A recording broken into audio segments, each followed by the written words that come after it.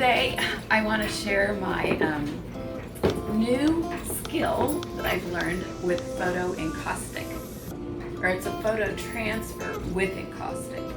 So it starts out with a cradle board, and then I cover it with a white printmaking paper. The second part of that is actually, I'll use this for example, attaching the image to the cradle board. And the real part that makes me go crazy is, you would think that you'd attach it this way, right? No. I've ruined more than one print by doing it that way. But what you do is you put the glue on this and you put the image face down. So after it's dried, or after I can't take it anymore, I peel off the paper. So I'll show you a little bit about how I do that now. I like this water sprayer, and I will spray. Sometimes I'll even spray the whole thing just to get, wake things up and let it know that, hey, this is what's happening here. And then it's all about the rub. And it kind of reminds me of when you're, a little kid and you put glue on your hands and then you peel it off. This gives me that same sense of, childlike play that I like to do. And with this process, sometimes some of the image will rub totally off, and you just can get a lot of different things happening. And to me, that's the joy and the fun of this whole process. The process is that you never know what's going to happen. So here's me continuing to roll the paper. I use a really inexpensive 20 pound bond paper.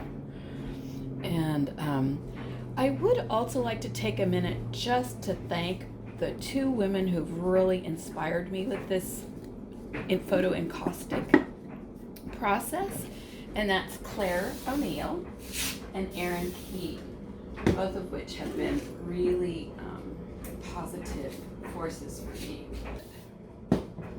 And then as I continue, I get more gentle with the rub, because maybe I don't want to take all the image off. There's oftentimes a lot of scraping tools involved, so if I get something that I want to pull back, I'll often use that.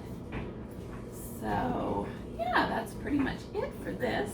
This is the last step of it, and what I like to do is elevate, but also I have to tell you about my Bake Buddy.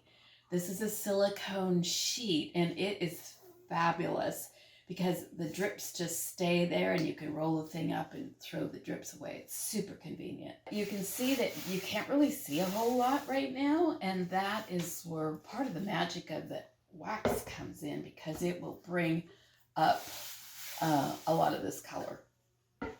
Now I'm going to share with you a trade secret, and that is I will often, more than often, all the time, I'll use this sander bar to work off the last of the little pieces. Also, something a little different than my usual way to do things is I don't tape the sides. I let the wax run off, and then at the very end I will run it through the warmth of the plate, and it will create a nice finish to the sides. The wax is beeswax, and it has Damar resin in it to make it a little firmer. It's heated to under 200 degrees, and the way I ensure that is with this fabulous little gadget. It's an infrared thermometer. So this is 184. I like it. I use a hake brush, which is a Japanese brush, and this is what it looks like. And this comes from a company in New York, and it draws all of the air out because there can be toxic fumes. I'm getting ready to start a very large piece, which I will be using this brush with. And yeah, I'm in love. First of all, I heat these up to better accept the wax. But here we go. Boards are warmed, so they're more, it's easier for them to accept the wax. And here's where the real fun starts. Very slowly giving the wax time to soak into the paper.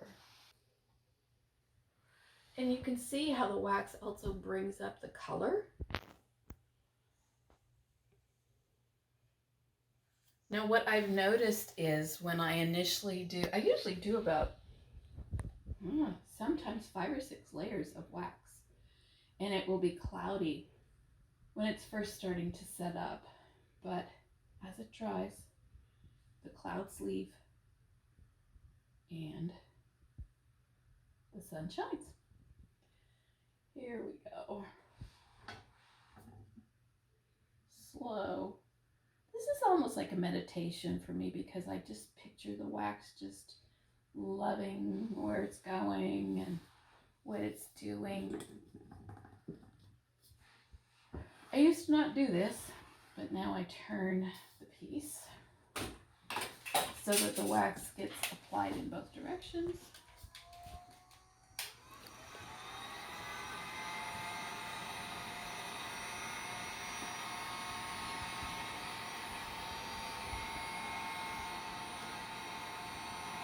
And as you can see, it'll start to like fall off the sides, and that's a good thing.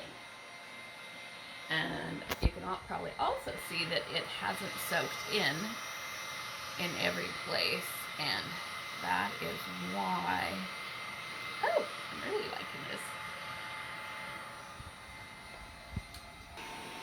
this. Again, you can see I'm kind of tilting the heat gun so that it will drip over the sides.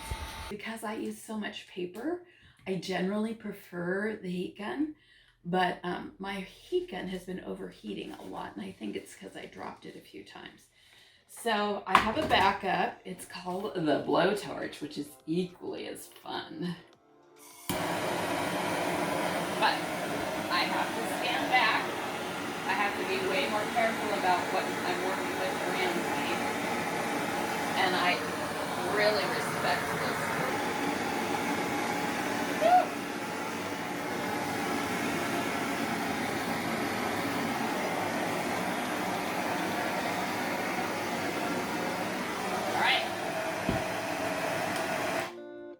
Then the next step is to frame it. I use these floater frames, which I've fallen in love with. They're very reasonable. And again, from my history of being a printmaker, framing was always very expensive unless you figured out how you do it yourself. Thank you so much for joining me for this wonderful technique that I'm so loving, and see you again.